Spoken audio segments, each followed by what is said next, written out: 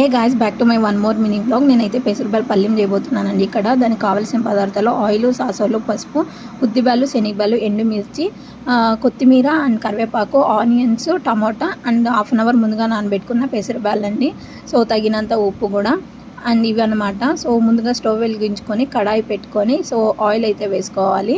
So oil heat అయిన తర్వాత సాసాలు add చేసి ఉద్దిబ్యాలు, శనగబ్యాలు, ఎండుమిర్చి, ఆనియన్స్, కరివేపాకు వేసి వేయించుకోవాలి. తర్వాత సాల్ట్ అయితే యాడ్ చేస్తున్నానండి. సో సాల్ట్ యాడ్ చేయడం వల్ల ఆనియన్స్ అయితే త్వరగా వేగిపోతుంది.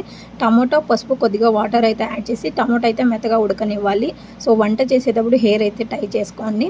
అండ్ పెసరబ్యాలు కొద్దిగా వాటర్ అయితే యాడ్ చేసి ఇక్కడైతే టేస్ట్ చేస్తున్నా. సో కొద్దిగా సాల్ట్ అయితే తక్కువ పడింది. సో సాల్ట్ అయితే యాడ్ చేసా. ఫైనల్గా కొత్తిమీర అయితే వేసుకుంటే సో పల్యం అయితే రెడీ అయిపోతుందండి. హరీష్ కూడా వచ్చేసారు. సో దాని కాంబినేషన్గా చపాతీ అయితే చేస్తున్నా. అండ్ ఈ వీడియో కనుక మీకు నచ్చినట్లయితే లైక్ చేయండి, షేర్ చేయండి అండ్ సబ్స్క్రైబ్ చేసుకోండి.